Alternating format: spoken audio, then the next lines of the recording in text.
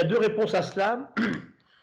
Bon, d'abord, ce qu'il faut dire, c'est que ça fait longtemps, nous, scientifiques, qu'on travaille sur ces questions de relation entre l'abondance et la diversité du vivant et l'occurrence de pandémies comme celle que l'on vit. Il y a une bonne trentaine d'années, on a écrit beaucoup de papiers. J'ai un ami qui s'appelle Serge Morand, qui est en Thaïlande, qui a beaucoup travaillé là-dessus. Il montre effectivement que si on détruit la forêt tropicale et si on a beaucoup trop d'élevage intensif, on déclenche des choses comme ça. Donc les relations sont vraiment entre les activités humaines d'un côté, dans leur, je dirais, taille, dans leur amplification, avec des crises comme celle-là. Alors, quelque chose qui n'aurait pas dû se produire, c'est produit. Ça, c'est bien lié aux activités humaines, puisqu'on a mis en promiscuité sur des marchés immondes des animaux vivants. Il faut bien voir que ces virus et ces bactéries, elles sont dans le vivant partout, hein. Elles existent, ces petites cellules, et puis elles créent des petits problèmes locaux, mais pas très méchants, hein. C'est contrôlé par le système. Et il y a une dizaine d'années, il y a un papier écrit par Felicia Kissing, que j'aime beaucoup, qui dit, en fait, il y a un effet de dilution. Ce qui veut dire que quand le vivant est très abondant, avec beaucoup d'espèces sur des vastes surfaces, il y a des petits problèmes qui se produisent par endroits, pas très méchants. Ils sont vite contrôlés par l'ensemble du système. Dès le moment où on appauvrit cette diversité, on enlève trop de forêts, on a trop d'élevage intensif, on met en promiscuité des animaux qui ne seraient jamais rencontrés, on est contre l'effet de dilution, et là, les virus, c'est des parasites, hein, très opportunistes, s'installent et vont contaminer des choses qui n'auraient pas contaminé autrement. Donc, quand on me dit, oui, mais c'est la faute des chauves-souris ou des pangolins, non, non, c'est la faute de nous qui avons mis en promiscuité des chauves-souris et des pangolins. Ce qui s'est passé, c'est que y a une chauve-souris qui a dû déféquer dans une cage sur un pangolin qui était en dessous, et puis les types ont bouffé le pangolin avec le caca de chauve-souris, et puis voilà. Donc ça n'aurait pas dû se passer. Et je vais revenir à la mondialisation parce que ça s'est passé, ok. Deuxièmement, ce qui est effrayant, et moi, en biologiste et en chercheur, comment imaginer qu'un truc qui se produit sur un marché confidentiel qui aurait dû rester là a fait le tour du monde en quelques semaines. C'est ça, quand on parle de trafic aérien, le virus, il n'est pas venu en vélo, il n'est pas venu non plus à pied, hein. Donc, c'est bien les humains, de par l'énorme abondance de vols, sans aucune précaution, qui a amené ce virus de ces marchés sur la totalité de la planète. On voit que quelques jours après le démarrage en Chine, des avions se posent à Milan ou vont à Singapour, par exemple, hein. Et là, on a vu des réactions rapides de pays comme Taïwan qui ont vite compris, parce qu'eux s'y attendaient depuis longtemps à une pandémie comme ça. Le lendemain, les aéroports étaient fermés à Taïwan. Tout le monde avait un masque, il y avait des tests pour tout le monde. Ils ont eu 23 millions d'habitants, 5 morts. Donc c'est là que nous, on nous dit, on ne savait pas. C'est pas vrai, hein, c'est pas vrai, je ne suis pas d'accord. Ça fait un bout de temps qu'on écrit, tous les chercheurs, qu'on va avoir des pandémies comme ça parce qu'on ne respecte pas ce vivant qui nous accompagne. Il y a l'humain et le vivant non humain. Et c'est la suite. La grippe espagnole, il y a un siècle exactement, il y a eu des COV-1, des COV-2, le Nipah, les fièvres de la vallée du Rift, de la vallée du Nil. Il y a eu effectivement le SRAS et un H1N1 aussi qui ressemble beaucoup à la grippe de il y a un siècle qui s'est produit il n'y a pas longtemps. Et chaque fois, l'intermédiaire, ça va être un chien, un dromadaire, un cochon, une civette. Donc, c'est là qu'on se dit, écoutez, alors on me dit oui, il faut les éliminer. Non, il faut les respecter, les laisser là où elles sont et ne pas les mettre en promiscuité comme ça.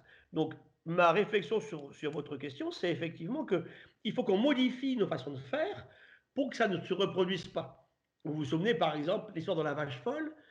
Il y a quand même eu des humains si incroyablement intelligents qui ont donné à manger à des vaches des cerveaux de moutons malades. Il fallait quand même le faire, hein. Et ça, on l'a fait. Eh bien voilà, là, ça se produit comme ça. Et ce n'est pas un labo qui l'a inventé. Que des labos les manipulent après, c'est autre chose, hein. Mais ce virus-là, il est né, c'est une chimère entre des virus de chauve-souris et de pangolin. Alors, et il se répand partout. Et je dirais, là, effectivement, il est très infectieux. Heureusement, pas trop virulent, hein. Les taux de mortalité ne sont pas ce qu'on a connu sur justement la grippe espagnole. Alors, pour moi, on me dit, c'est une vengeance de la nature ou des dieux. Non, c'est une alerte, hein, une de plus. Mais j'espère que ce sera la dernière avant qu'on en ait une vraiment sérieuse. Et c'est pour ça que le jour d'après, hein, quand le président Macron disait récemment, le jour d'après ne sera pas un retour au jour d'avant. Eh bien ça, il faut absolument qu'on l'applique et qu'on change nos façons de faire. Éviter que des événements comme ça se produisent, et ça se crée aussi par les élevages intensifs, hein, Trop de canards au même endroit, trop de poulets, 23 milliards de poulets, Nicolas, 1,5 milliard de vaches, hein. Et c'est ça qui déclenche tout ceci, hein. Et donc, et la mondialisation, c'est aussi bien sûr beaucoup, beaucoup trop de vols pour aller partout au même moment qui font que tout se transmet à une vitesse incroyable.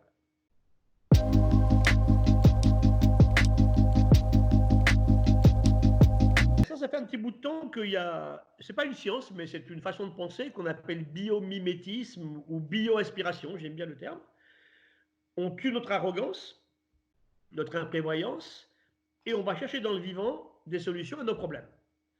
Et beaucoup de gens sont... Vinci, le premier, disait, c'était très beau, il disait, Vinci, prends tes leçons dans la nature, c'est là qu'est notre futur. C'est très beau. Il n'a jamais construit d'avion, mais il a inventé le concept de l'avion. Et c'est vrai que sans les oiseaux, on n'aurait pas inventé les avions. Donc il y a plein d'exemples comme ça partout. Alors qu'est-ce que fait le vivant qui est différent de nous? D'abord, le vivant, il est là depuis 4000 millions d'années. Presque. Oui, presque 4000 millions d'années. Ce qui veut dire que si c'est une entreprise, le vivant, elle est quand même pas mal. Hein, quand on parle de soutenable, c'est quand même pas mal. C'est la plus belle entreprise de la Terre, le vivant. Ce vivant fait tout avec une très grande parcimonie d'énergie. Il fait voler une libellule à 100 km/h avec 2 watts, par exemple. Hein. Ce vivant innove tous les jours. Et nous, on sait dans le monde de l'entreprise qu'il faut qu'on innove. On ne se repose pas sur nos lauriers. Et on innove pour tous, y compris pour les gilets jaunes. Ça, c'est important. Hein. Et puis ce vivant, surtout, il n'invente jamais de produits pour l'empoisonner. Il peut faire des poisons extrêmement violents, hein, un venin de cône ou de crotal, mais il sait les dégrader. Nous, on invente des molécules que le vivant ne sait pas dégrader et qui nous empoisonnent aujourd'hui. Donc c'est tout ça mis bout à bout qui font que l'économie actuelle, et c'est ma conclusion sur cette question-là, arrêtons cette économie stupide qui nous amène dans la situation actuelle, qui consiste à faire du profit et de l'argent en détruisant la nature, en la surexploitant. Voilà, c'est jouable.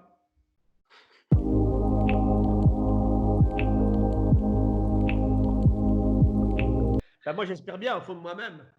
Hein. Il y a des emplois qu'on va perdre, ça c'est clair. Hein. Moi, je me rappelle, j'habitais dans un pays transfrontalier, quand j'étais à Bagnols-sur-Mer, le jour où l'euro est sorti, les changeurs d'argent n'avaient plus de boulot, puisqu'on passait plus du franc à la pesette.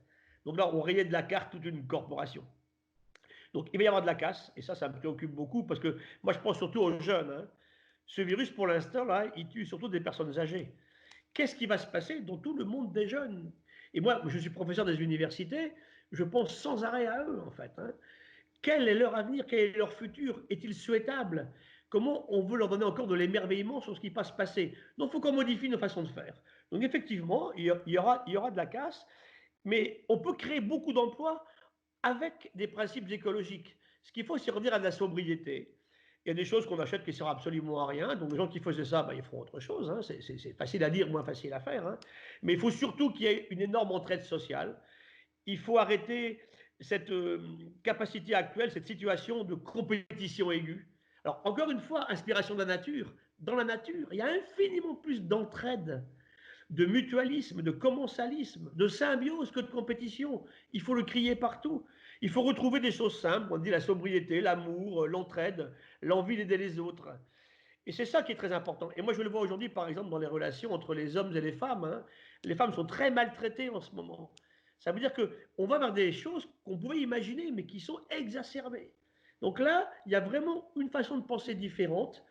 On s'arrête, on réfléchit, et on fait que le jour d'après, ce n'est pas un retour au jour d'avant. Sinon, qu'est-ce qui va se passer, Nicolas? La prochaine pandémie, elle sera encore plus terrible que celle-ci. Et dans pas très longtemps.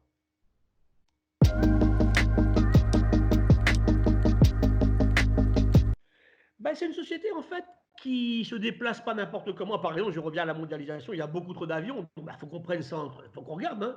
On ne va pas continuer à augmenter le trafic aérien comme ça tous les ans, ce n'est pas possible. On m'avait dit on va le doubler pour 2030. Ce n'est pas possible.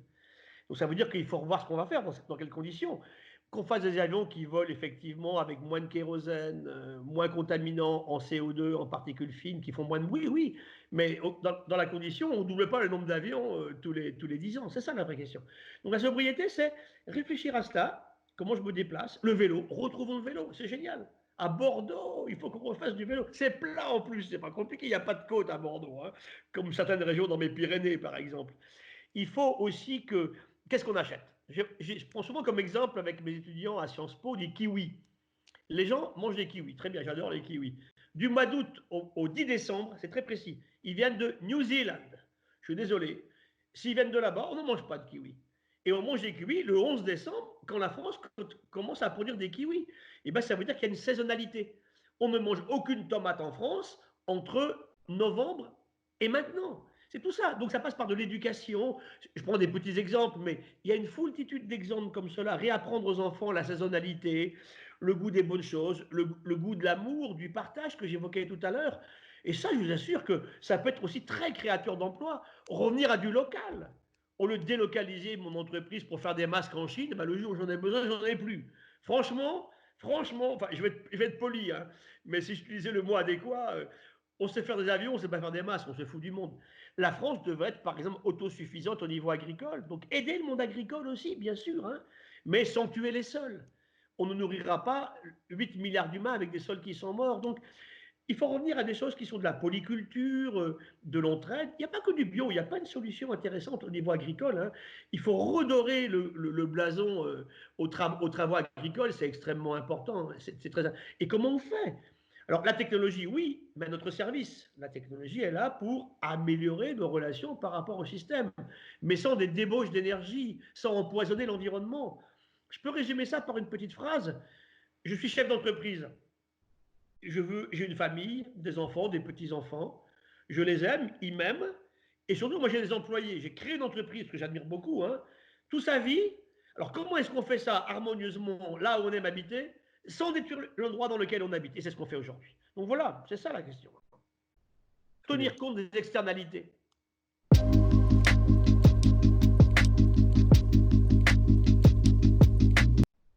Ben, c'est aider les gens qui en ont vraiment besoin. Et c'est surtout être capable, il faut être très fort, hein, il faut un système fort pour faire ça. Hein. Il y a des choses qu'il faut considérablement freiner, sinon arrêter avec du temps, ça c'est clair. Hein. Et là, je comprends que c'est difficile pour le monde politique. Il faut voir le rôle du scientifique aussi. Nous, on est là pour éclairer les décisions. Ce n'est pas à nous de prendre les décisions. Heureusement, quand on voit comment ça se passe, je ne voudrais pas des décisions prises par le monde scientifique, ça c'est clair. Donc, mais il faut l'éclairer. Ça veut dire que si je fais ça, il va se passer ça. Donc, il faut une vraie culture de l'impact. Ça, on ne l'a pas. Donc, que chacun ait une culture de l'impact. Si je fais ça, qu'est-ce qui va se passer? Deuxième aspect fondamental pour moi, l'éducation. Tout petit, l'écologie, il faut l'enseigner à l'école maternelle. Là, les gens, les élites de la nation, j'aime pas ce terme-là, mais ils savent même pas qu'ils sont faits de bactéries, autant que de cellules humaines. Il faut l'enseigner tout petit.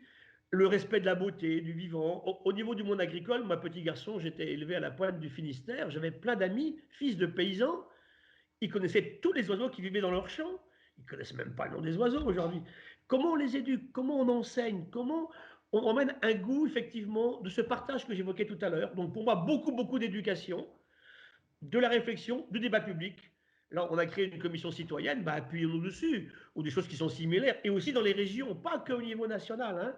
Et je pense que tous ces citoyens de bonne volonté, il faut aussi qu'on aide à les éduquer. Que j'entende plus un type me dire c'est l'Institut Pasteur qui a inventé ce virus, mais c'est à pleurer, quoi. C'est pas possible.